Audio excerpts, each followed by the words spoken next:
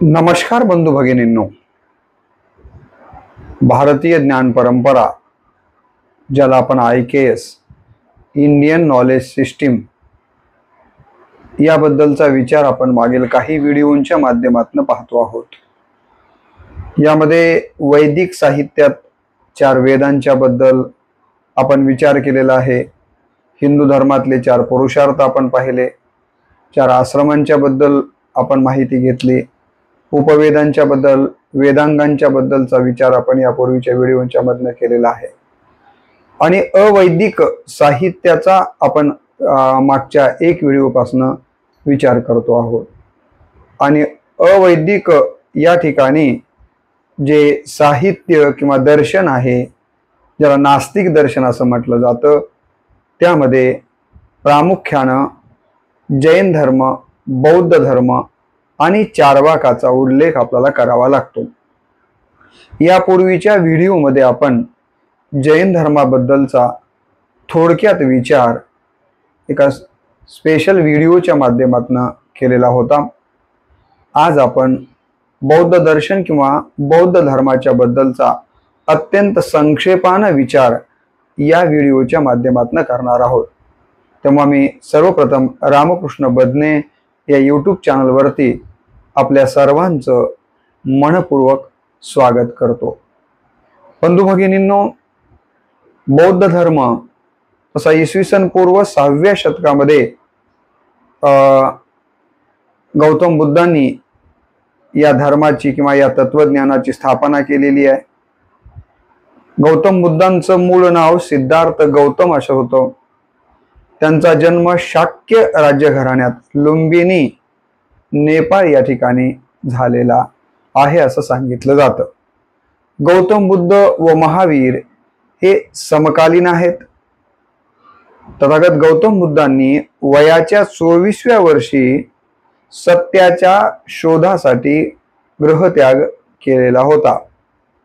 वयाच्या 35व्या वर्षी त्यांना ज्ञान प्राप्ती झाली आणि त्यानंतर त्यांनी पाली भाषेतनं आपले विचार किंवा आपला उपदेश या ठिकाणी केलेला आहे।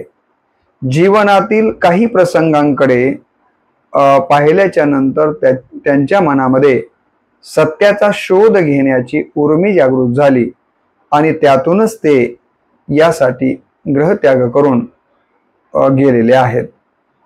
गृहत्याग करून गेल्याच्या नंतर असं सांगतात की त्यांनी दीर्घ तपश्चर्या केली आणि बोधगया येथे त्यांना सत्याचा शोध म्हणा किंवा दुःखमुक्तीचा मार्ग म्हणा या ठिकाणी सापडलेला आहे आणि ते गौतम बुद्ध बनलेले आहेत। तथागत गौतम बुद्धांनी महत्वाची 4 आर्य सत्य सांगितलेली आहेत, जी आजही तितकीच प्रासंगिक आहेत। नव्हे, जोपर्यंत ही मानवजात या जगामध्ये असणार आहे तोपर्यंत हे 4 आर्य सत्य हे अजरामर राहणार आहेत। कुठले 4 आर्य सत्य गौतम बुद्धांनी सांगितले?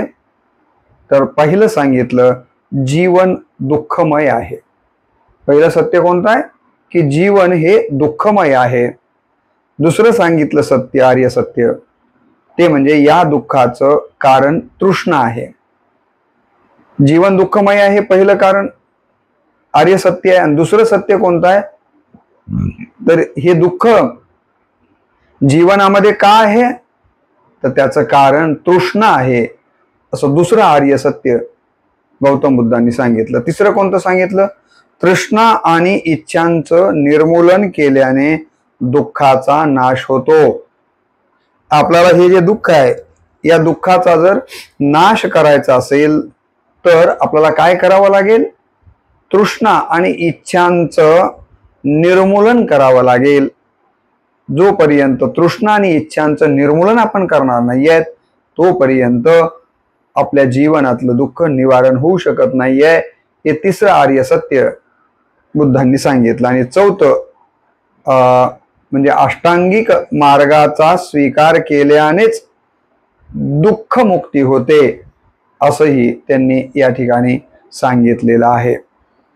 आता या ठिकाणी त्यांच्या या आज 4 आर्य सत्यांना मला असं वाटतं की आपण आयुष्यामध्ये लक्षात ठेवणं आणि त्यानुसार आचरण करणं अत्यंत महत्वाचं आहे. त्यांनी बुद्धं शरणं गच्छामि, धम्मं शरणं गच्छामि आणि संगम शरणं गच्छामि या प्रकारचा संदेश दिलेला आहे. आता याचा अर्थ आपल्याला पाहणंही महत्वाचं आहे. बुद्धं शरणं गच्छामि याचा अर्थ ज्ञानी लोकांना शरण जातो. मी कुणाला शरण जातो किंवा आपण कुणाला शरण गेलं पाहिजे? बुद्धं शरणं गच्छामि, ज्ञानी लोकांना शरण गेलं पाहिजे. धम्मं शरणं गच्छामि म्हणजे सत्याला शरण गेलं पाहिजे, धम्माला शरण गेलं पाहिजे. आणि संगम शरणं गच्छामि याचा अर्थ ज्ञानी लोकांच्या संघाला शरण गेलं पाहिजे. असे काही अर्थ या तिन्हीचे माझ्या जे वाचनात आले कृपया ते मी आपल्या समोर मांडलेले आहेत. यापेक्षा वेगळे आणि समर्पक अन्य अर्थ देखील असू शकतील, पण माझ्या वाचनात आलेले जे अर्थ आहेत ते आपल्या समोर मी ठेवलेले आहेत. अष्टांग मार्गामध्ये त्यांनी योग्य दृष्टिकोनाला महत्व दिलं, संकल्पाला महत्व दिलं, वाणीला महत्व दिलं, आचरण, आजीविका, प्रयत्न, स्मृती आणि ध्यान याचा त्यांनी काय केलेला आहे तर याचा समावेश केलेला आहे. बौद्ध धर्माचा विकास थेरवाद, महायान आणि वज्रयान या 3 प्रमुख शाखांच्या मध्ये झालेला आपल्याला दिसून येतो. थेरवाद हा सर्वात जुना प्रवाह मानला गेलेला आहे, जो दक्षिण पूर्व आशियात पसरला आहे आणि पाली ग्रंथावर आधारित अशा प्रकारचा हा थेरवाद आहे. थेरवाद बौद्ध धर्माच्या अनुयायांसाठी महत्वाचा मानला जातो. महायान शाखा उत्तर आणि पूर्व आशियामध्ये पसरलेली आहे. कोणती शाखा? बौद्ध धर्मातली महायान शाखा ही उत्तर आणि पूर्व आशियामध्ये पसरलेली आहे. आणि या महायान शाखेमध्ये करुणा आणि मोक्षावर अधिक भर देण्यात आलेला आहे. महायान जे या पंथात काम करणारे लोक आहेत किंवा याचे जे अनुयायी आहेत त्यांनी कशाला महत्व दिलेलं आहे तर पहिली गोष्ट त्यांनी करुणेला महत्व दिलेलं आहे आणि दुसरी गोष्ट म्हणजे मोक्षावर त्यांचा अधिक भर आहे. महायान बौद्ध धर्मातील ग्रंथांमध्ये प्रज्ञा पारमिता सूत्र, सद्धर्म पुंडरीक सूत्र आणि लंकावतार सूत्र यांचा समावेश आपल्याला असलेला दिसतो. तर बौद्ध धर्मामध्ये जो तिसरा आहे त्याला वज्रयान असं म्हटलं जातं. हा महायानाचा उपप्रवाह असून तो तिबेट आणि मंगोलियामध्ये पसरलेला आहे आणि तांत्रिक पद्धतीवर आधारित अशा पद्धतीचा हा वज्रयान आहे. बौद्ध धर्माचे प्रमुख साहित्य त्रिपिटक आहे. काय आहे प्रमुख साहित्य? त्रिपिटक आहे, ज्याचे 3 भाग, त्रिपिटक मध्ये 3 भाग आपल्याला पाहायला मिळतात. एक विनय पिटक, दुसरं सुत्त पिटक आणि अभिधम्य पिटक असे हे 3 पिटक त्रिपिटक आपल्याला पाहायला दिसतात. वज्रयानमध्ये कांगूर आणि तांगूर हे प्रमुख ग्रंथ असलेले आपल्या लक्षात येतात. खरं तर विपश्यना ही ध्यान पद्धती जगाला देण्याचं काम, जगाला देण्याची देणगी जर कुणाची असेल तर ती बौद्ध धर्माची आहे, विपश्यना ध्यान पद्धती. आता आपण या 3 पिटकांचा विचार जर करायचा त्रिपिटकांच्या मध्ये एक तर आपल्याला असाही करता येईल. पहिले सुत्त पिटक जर आपण बघितलं तर सुत्त म्हणजे उपदेश. सुत्त या शब्दाचा अर्थ काय होतो? सुत्त या शब्दाचा अर्थ होतो उपदेश. त्यात बौद्ध धर्माची तत्व आणि शिकवण या सुत्त पिटक मध्ये आलेली आपल्याला दिसून येते. यामध्ये 5 निकायही आलेले आहेत. तर ज्याचा फार विस्तार मी न करता 5 निकाय आलेत एवढाच उल्लेख करून आपण विनय पिटकाच्या बद्दल पाहूया. पहिलं झालं सुत्त पिटक. सुत्त पिटक म्हणजेच उपदेश. त्यात बौद्ध धर्माची तत्व आणि शिकवण याचा उल्लेख आपल्याला दिसतो. विनय पिटक जे आलेलं आहे, विनय पिटकामध्ये संघाशी संबंधित नियम आणि दैनंदिन जीवनाशी संबंधित नीतिशास्त्र, नियम आणि प्रतिबंध या गोष्टी या विनय पिटकामध्ये आलेल्या आहेत. विनय पिटकामध्ये काय आलंय याबद्दल आपण पाहिलं. तिसरं जे आहे अभिधम्य पिटक, या अभिधम्य पिटकामध्ये बौद्ध तत्वज्ञानाचं वर्णन आलेलं आहे आणि हे अभिधम्य पिटक प्रश्नोत्तर स्वरूपामध्ये असल्याचं आपल्याला दिसतं. तथागत गौतम बुद्धांचे म्हणणे होते की जीवन दुःखमय आहे, जगातील सर्व अस्तित्व क्षणिक आहे. जगातलं जे काही अस्तित्व आपल्याला दिसतं ते क्षणिक आहे, बदलत आहे आणि अस्थिर आहे. जगातलं हे जे आपल्याला दिसणारं जे कोणतंही अस्तित्व असेल तर ते क्षणिक आहे, बदलणार आहे आणि अस्थिर अशा स्वरूपाचं आहे, ते स्थिर नाहीये.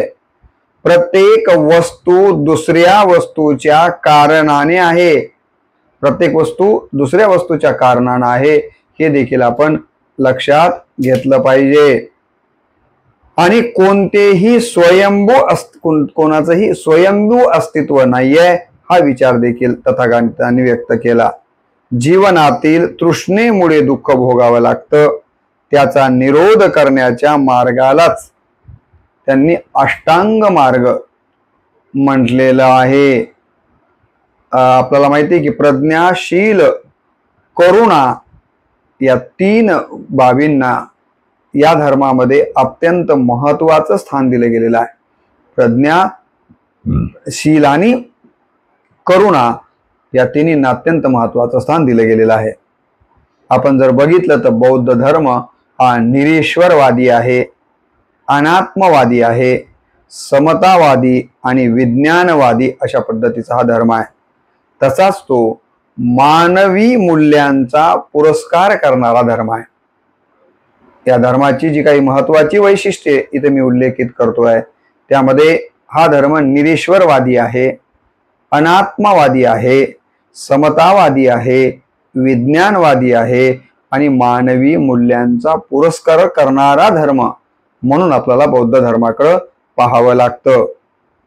बौद्ध धर्मामध्ये भिक्खू, भिक्खुनी आणि उपासक उपासिका असे 2 वर्ग आपल्याला पाहायला मिळतात. भिक्खू भिक्खुनीचा एक वर्ग आणि उपासक उपासिका यांचा एक वर्ग असे 2 वर्ग आपल्याला बौद्ध धर्मामध्ये पाहायला मिळतात. या धर्माचे अनुयायी जर आपण पाहायचं ठरवलं तर जगभरामध्ये बौद्ध धर्माचे अनुयायी मोठ्या प्रमाणावर असलेले दिसतात. डॉक्टर बाबासाहेबांनी या धर्माचा स्वीकार आपल्या लाखो अनुयायांच्या सह केला होता याबद्दल मला वेगळं सांगण्याचं कारण नाही, आपण सगळेच जण ते जाणून आहोत. आता या ठिकाणी बौद्ध धर्मानं जे पंचशील सांगितलं होतं, पंचशील मार्ग, त्याचा केवळ संक्षेपाने उल्लेख करून आपण पुढे चलूयात. बौद्ध धर्मामध्ये जे पंचशील सांगितलेलं आहे त्यातलं पहिलं जे आहे ते आहे अहिंसा. या 5 पैकीतलं अहिंसा, याचा अर्थ जीवहिंसा न करणे. दुसरा आहे अस्तेय.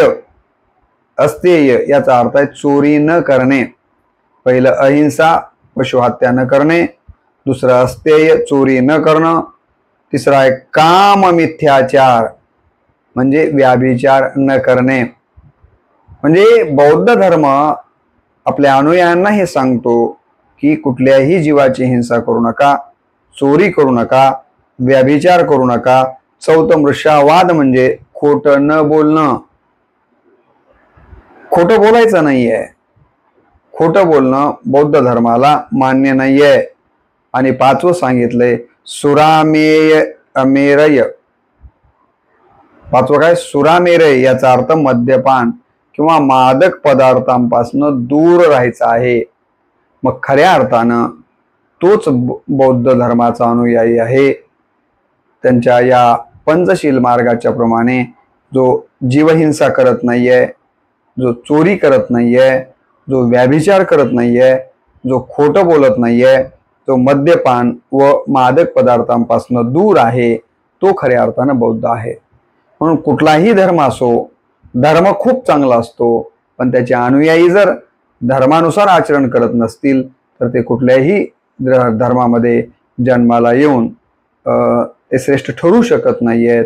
त्यांचं आचरण त्या धर्माच्या तत्वानुसार जर ठरत असेल तर ते खऱ्या अर्थानं त्या धर्माचे अनुयायी बनू शकतात. सारनाथ या ठिकाणी धम्मचक्र प्रवर्तनात तथागतांनी अष्टांगिक मार्ग सांगितलेला होता. अष्टांगिक मार्ग आपल्याला माहिती आहे की या ठिकाणी तृष्णा दूर करायची असेल तर हे अष्टांग किंवा अष्टांग म्हणजे 8 अंग आपण आपल्या आयुष्यामध्ये उतरविले तर निश्चितपणे आपल्याला या तृष्णेपासून मुक्ती मिळेल. आणि तृष्णेपासून मुक्ती मिळाली तर मग मात्र आपण जे दुःखमुक्त जीवन जगू शकू असं तथागतांनी सांगितलं होतं. हे अष्टांग मार्ग कोणते आहेत? तर पहिला आहे सम्यक दृष्टी. अष्टांग मार्गामध्ये पहिला मार्ग कोणता आहे? सम्यक दृष्टी. म्हणजे काय? योग्य दृष्टिकोन. आता याचा फार विस्तार आपल्याला एकाचा करता येईल, परंतु व्हिडिओची लांबी आणखी जास्त वाढण्याची शक्यता असल्यामुळे मी अत्यंत संक्षेपामध्ये या अष्टांगाचा केवळ उल्लेख आणि त्याचा थोडक्यात एका ओळीमध्ये याला काय म्हणायचंय या अंगाला एवढं सांगून पुढे जातोय. या अष्टांगामधलं पहिलं अंग आहे सम्यक दृष्टी, म्हणजेच योग्य दृष्टिकोन. कारण दृष्टिकोन योग्य असेल तरच आपल्याला जशी दृष्टी तशी सृष्टी असं आपण म्हणतो ना, जर सम्यक दृष्टी असेल तरच आपण दुःखमुक्त होऊ शकतो. आणि सम्यक दृष्टी योग्य दृष्टिकोन नसेल, अयोग्य दृष्टिकोन असेल तर आपण दुःखमुक्त होऊ शकत नाहीये. दुसरा या ठिकाणी जे अंग आहे ते म्हणजे सम्यक संकल्प, म्हणजे योग्य संकल्प केला पाहिजे. चुकीचा संकल्प केला तर आपल्याला चुकीच्याच पद्धतीनं मार्गक्रमण घडेल आणि मग त्यातनं उलट असल्यापेक्षा जास्तीचं दुःख आपल्या पदरामध्ये पडण्याची शक्यता नाकारता येत नाहीये. आणि म्हणून सम्यक संकल्प, योग्य संकल्प आपण करायला शिकलं पाहिजे. तिसरं जे अंग सांगितलं या अष्टांग मार्गामधलं ते म्हणजे सम्यक वाचा. योग्य वाणी म्हणजेच योग्य पद्धतीनं बोललं पाहिजे. जसं ज्ञानेश्वर माऊलींनी ज्ञानेश्वरीमध्ये म्हटलं की साचा आणि मवाळ, मितुले आणि रसाळ, शब्द जैसे कल्लोळ अमृताचे. वाचा कशी असावी तर त्याबद्दल खूप छान सांगितलंय. कबीर सुद्धा म्हणतात, ऐसी बानी बोलिये कोई न बोले झूठ, ऐसी जगह बैठिये कोई न बोले उठ. आता बोलण्याबद्दल खूप काही आपल्याला सांगता येईल. तथागतांनी कितीतरी 1000 वर्षापूर्वी या अष्टांगामध्ये तिसरं अंग सांगितलं, सम्यक वाचा. योग्य वाणीचा वापर आपण आपल्या आयुष्यामध्ये केला पाहिजे. कारण आपल्याला माहिती आहे की वाणी जर चुकली तर किती आपत्ती येते, याचे उदाहरण आपण अनेक वेळेस पाहिलेले आहेत. चौथं जे सांगितलंय ते म्हणजे सम्यक कर्मात, म्हणजे काय? योग्य कृती केली पाहिजे. आपण जे काही काम करतोय ते योग्य केलं पाहिजे. चुकीचं जर आपण काम केलं तर मग आपल्याला दुःखमुक्ती मिळू शकत नाहीये. म्हणून सम्यक कर्म म्हणूया, आपण कर्मात म्हणूया. पाचवं जे सांगितलं त्यांनी सम्यक आजीविका. आपण जी आपली उपजीविका करतोय ती उपजीविका योग्य पद्धतीची असली पाहिजे. त्यालाच सम्यक आजीविका असं म्हटलं गेलेलं आहे. सहावं जे सांगितलंय ते सम्यक व्यायाम, योग्य प्रयत्न केले पाहिजेत. सम्यक व्यायाम म्हणजे योग्य प्रयत्न. आणि सातवं सांगितलंय सम्यक स्मृती, योग्य स्मरण आपण केलं पाहिजे. आणि आठवं सांगितलं सम्यक समाधी, योग्य पद्धतीचं ध्यान केलं पाहिजे. असे हे 8 अंग या तृषेमधनं मुक्त होण्यासाठी, म्हणजेच दुःख मुक्त होण्यासाठीचे जे 8 अंग किंवा 8 मार्ग या ठिकाणी गौतम बुद्धांनी किंवा बौद्ध धर्माने आपल्याला सांगितलेले आहेत. बुद्धांनी 10 पारमितांचा देखील मार्ग सांगितलेला आहे. पारमित म्हणजे पूर्णत्वाचे 10 मार्ग देखील सांगितलेले आहेत. कोणते कोणते? दान, आपण काय केलं पाहिजे? दान किंवा उदारता आपल्या ठिकाणी असली पाहिजे. शील आपल्या ठिकाणी असलं पाहिजे, म्हणजेच नीतिमत्ता आपल्या ठिकाणी असली पाहिजे. तिसरं सांगितलं शांती किंवा संयम शांती आपल्या ठिकाणी असली पाहिजे. चौथं सांगितलं वीर्य म्हणजे परिश्रम आपल्याकडे करण्याची वृत्ती असली पाहिजे. पाचवं सांगितलं ध्यान, ज्याला आपण समाधीकडे जायची अवस्था म्हणतोय. सहावं प्रज्ञा, ज्याला बुद्धिमत्ता आपण म्हणतो. सातवं उपाय किंवा कुशलता, हेही महत्वाची आहे. आठवं प्रणिधान, ज्याला संकल्प असं आपण म्हणतो. नववं बल किंवा ज्याला शक्ती म्हटलं जातं. आणि 10वं ज्ञान म्हणजेच ज्ञान. अशा प्रकारचे पूर्णत्वाचे हे 10 पारमिथ गौतम बुद्धांनी मानवाच्यासाठी सांगितलेले आहेत. आता गौतम बुद्धा म्हणजे जे तत्वज्ञान मांडलं किंवा बौद्ध धर्माचं जे तत्वज्ञान आहे त्याची काही वैशिष्ट्ये पाहायची झाली तर आपल्याला अशी पाहता येतील की या धर्मानं ईश्वराला नाकारलेला आहे. या जगामध्ये ईश्वर असा कोणीही नाही आहे, म्हणून तर आपण त्यांना नास्तिक या सदरात घेतलेला आहे. ईश्वराला नाकारलेला आहे. आत्म्याचा सुद्धा नकार केलेला आहे की आत्मा अजर आहे, अमर आहे, आत्मा असतो वगैरे वगैरे, म्हणजे पुनर्जन्म वगैरे. हे तर आत्म्याला सपसेलपणे बौद्ध धर्मामध्ये नाकारलेला आहे की आत्मा वगैरे अशी कुठलीही गोष्ट या जगात नाही आहे असं गौतम बुद्ध सांगतात किंवा बौद्ध धर्म सांगतो. आपल्याकडं बऱ्याच वेळा नशिबाच्या बद्दलची चर्चा केली जाते की नशिबातच असं असेल म्हणून असं झालं, परंतु बौद्ध धर्म नशिबाला देखील मानत नाही आहे. नशीब या धर्माला अमान्य आहे. आणि जगाच्या उत्क्रांतीबद्दल देखील इथले जे विचार आहेत ते वेगळ्या पद्धतीचे. डार्विनपेक्षा विश्वाची उत्पत्ती स्वयंभू नाही तर बदलाच्या प्रक्रियेतनं झालेली आहे असा विचार बौद्ध धर्म आपल्यासमोर मांडतो. आणि या धर्माकडे विज्ञानाची नम्रता आहे. म्हणजेच बघा, गौतम बुद्ध असं सांगतात आपल्या अनुयायांना की मी जे बोललोय ते माझे शब्द जशाच्या तसे प्रमाण मानून अंध विश्वास ठेवून तुम्ही चालू नका. तर त्या ठिकाणी ते माझे जे असले तरी ते शब्द तुम्ही तपासून तुम्हाला योग्य वाटले तर स्वीकारा, अन्यथा मी सांगितलेत म्हणून अंधभक्तीने स्वीकारू नका असा विचार, विज्ञानवादी विचार या ठिकाणी हा धर्म देताना दिसतो. अनित्यता या धर्मानं व्यक्त केलेली आहे. हा धर्म सांगतो की या जगामध्ये सगळं काही अनित्य आहे. पुढे सांगितलंय की जे काही आपल्याला इथं दिसतं त्याला काही ना काही त्याच्या पाठीमागं कारण आहे. अकारण कोणतीच गोष्ट या जगामध्ये नाही आहे अशा प्रकारचा विचार देखील बौद्ध धर्म आपल्याला देतो. आणि म्हणून जर आपण बघितलं तर आधुनिक काळामध्ये या बौद्ध धर्माचा प्रभाव जगभरात वाढलेला आहे. पूर्व आशियासह पाश्चिमात्य देशामध्ये देखील बौद्ध धर्माच्या तत्वज्ञानांनी लोकांना आकर्षित केलेलं आपल्याला दिसतं. ध्यान, करुणा आणि अहिंसा यासारख्या तत्वांनी जागतिक समाजामध्ये बौद्ध धर्मानं मान्यता मिळवलेली आहे. मी तर असं म्हणेन की बौद्ध धर्म हा केवळ एक धर्म नसून ती एक जीवनशैली आहे. बौद्ध धर्म हा केवळ एक धर्म नसून ती जीवनशैली आहे ज्यामध्ये दुःखमुक्तीसाठी विविध तत्वज्ञान आणि साधनांची माहिती दिलेली आहे.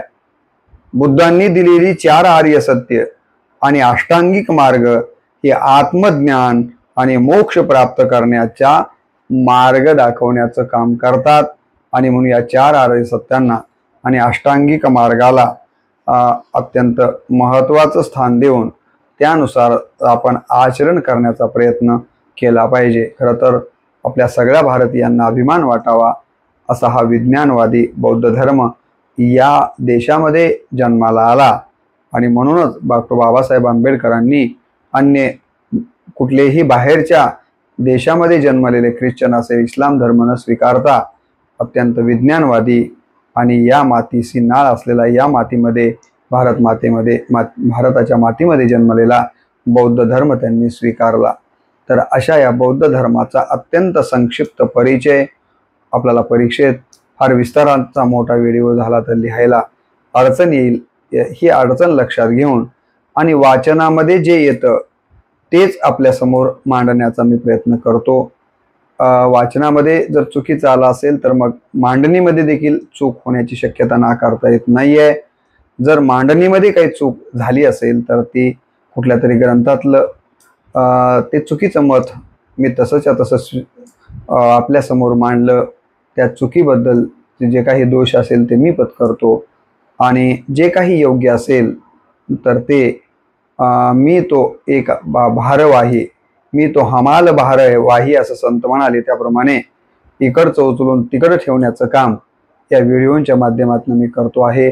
काही चूक भूल झाली असेल तर क्षमा असावी अशा प्रकारची अपेक्षा व्यक्त करून इंडियन नॉलेज सिस्टीम IKSच्या अंतर्गत प्राचीन भारतीय ज्ञान परंपरेतील या ठिकाणी अवैदिक दर्शनामध्ये नास्तिक दर्शनामधल्या बौद्ध धर्माबद्दल, बौद्ध दर्शनाबद्दलचा थोडक्यात परिचय आपण या व्हिडिओमधनं घेतलेला आहे.